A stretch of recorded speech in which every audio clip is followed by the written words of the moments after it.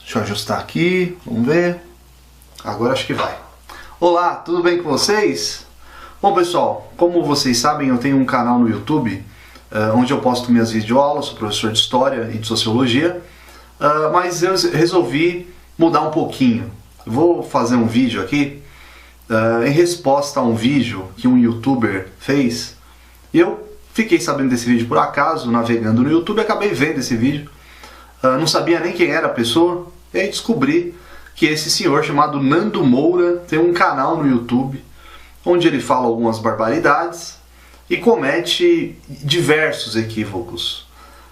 E eu tomei uma decisão de uns tempos pra cá de não deixar mais ninguém falar bobagem, principalmente relacionada às ciências humanas, na minha frente, porque tá cheio de palpiteiro por aí.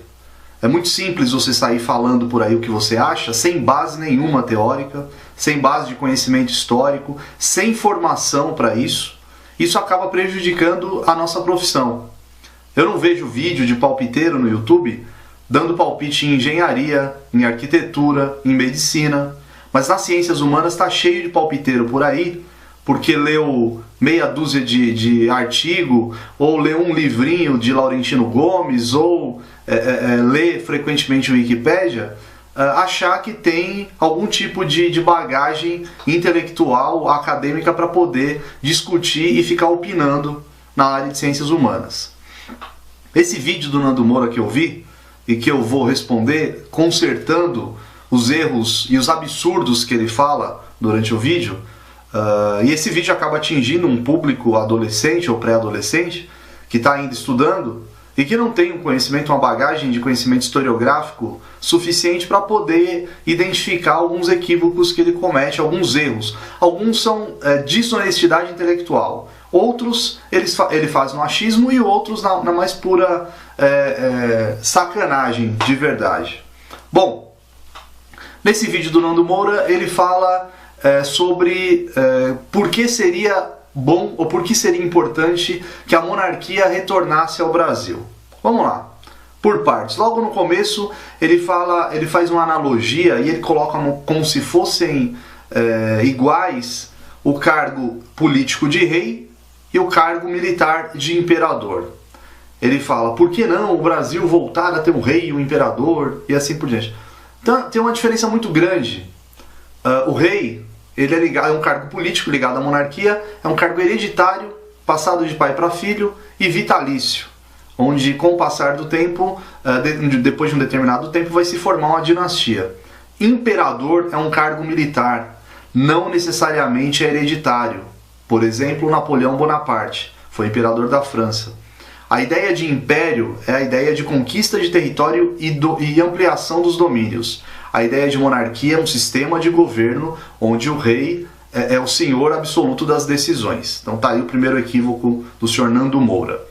Outra, ele diz logo no início do vídeo, mas se o Brasil tivesse a monarquia, então o Brasil voltaria ao período feudal.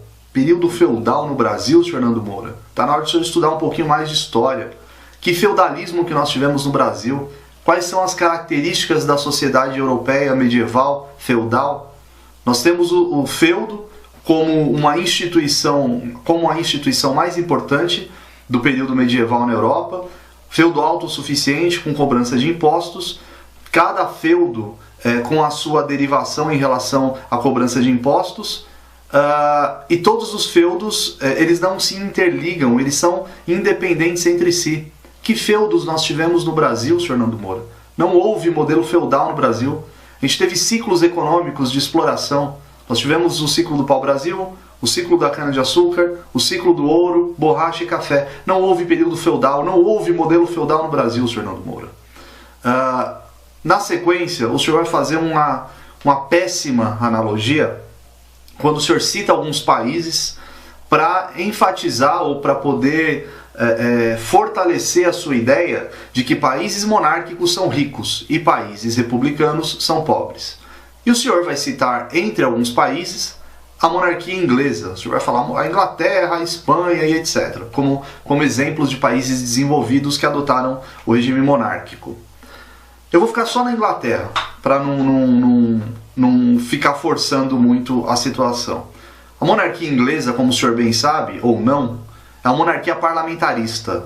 Essa monarquia parlamentarista foi instituída em 1688 por meio de um golpe, por assim dizer, que foi conhecido como Revolução Gloriosa, onde o rei Jaime II foi deposto, a monarquia ela é suprimida pela força do parlamento, o novo rei assume e é obrigado a assinar a Bill of Rights, a Declaração dos Direitos, e nessa declaração o rei abre mão arbitrariamente, ou melhor, abre mão forçosamente das suas atribuições em prol do parlamento.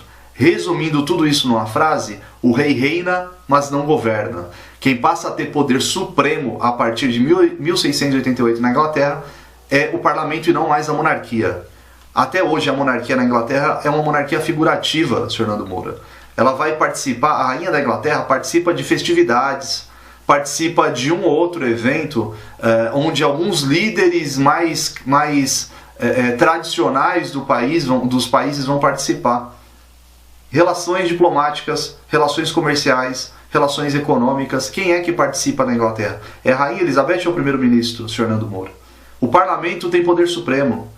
Há inúmeros referendos, inúmeras pesquisas realizadas na Inglaterra, onde demonstra a maioria esmagadora da população que quer acabar com a monarquia inglesa e deixar só o regime republicano parlamentarista. Porque a monarquia inglesa ela suga os cofres britânicos. Gasta-se muito dinheiro para nada, para manter o luxo da monarquia inglesa. Então o senhor está incorreto quando o senhor cita a Inglaterra como um regime monárquico de sucesso. É um regime parlamentarista, a monarquia é uma fachada somente. Mais adiante o senhor vai citar, en passant, referente aos dados econômicos ou os dados de crescimento econômico do Brasil imperial, do segundo reinado especificamente. E o senhor vai falar que o Brasil era a quarta economia do mundo, que o Brasil era próspero e etc. Eu vou dar alguns dados para o senhor fazer essas comparações. A renda per capita do Brasil crescia na segunda metade do século XIX, média de 0,2% ao ano. A renda per capita do Brasil, na segunda metade do século XIX, crescia uma média de 0,2% ao ano. Estados Unidos crescia 1,3%. Argentina, 1,4%. Faça a comparação. O Brasil crescia 0,2%, Argentina, aqui do lado, crescia 1,4%, Estados Unidos 1,3% ao ano. Então não tem a menor lógica. Além disso, se nós pegarmos a renda per capita anual do Brasil, era fazendo a conversão para dólares da década de 1990, do ano de 1990 especificamente, a renda per capita no Brasil era de 680 dólares, era a renda per capita. A média da América Latina era de 1.052 dólares, quase o dobro. Estou falando de América Latina, eu não estou falando de Europa. A renda per capita do Brasil era quase metade da média da América Latina, na segunda metade do século XIX, no segundo império do senhor Dom Pedro II, onde o senhor diz que a monarquia brasileira atingiu seu auge, o Brasil era próspero. Era próspero do ponto de vista agrícola. A gente vale lembrar aqui que no final do século XIX, o Brasil agrário, exportador de café ainda, atrasado, com meia dúzia de cidade urbanizada, o Brasil estava extremamente atrasado em relação à Europa, que passava pela segunda revolução industrial. Não vou nem comparar com a Inglaterra, que a discrepância é absurda. A Inglaterra começa a sua industrialização em 1760. O Brasil começa a sua industrialização de fato em 1920, 1930, já no início da Era Vargas. O Brasil, na segunda metade do século XIX, na monarquia de Dom Pedro II, o Brasil tinha meia dúzia de oficina artesanal. O Brasil era extremamente atrasado. Então o senhor se equivoca mais uma vez quando o senhor fala a respeito do crescimento econômico do Brasil. Mais adiante o senhor comete, na minha opinião, uma desonestidade e um anacronismo, uma falta de interpretação, de contextualização de um cargo que foi criado durante o governo do Dom Pedro I e que se perpetuou e ficou até o final da monarquia brasileira, que é o poder moderador, o quarto poder no Brasil.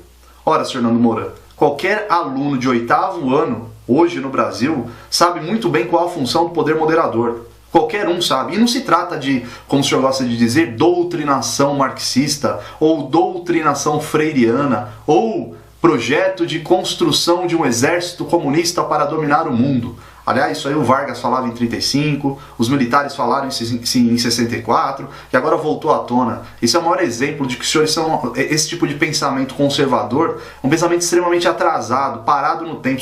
Os senhores pararam no tempo. Poder moderador, como é que funcionava? Se o senhor teve dificuldade para compreender aí o negócio.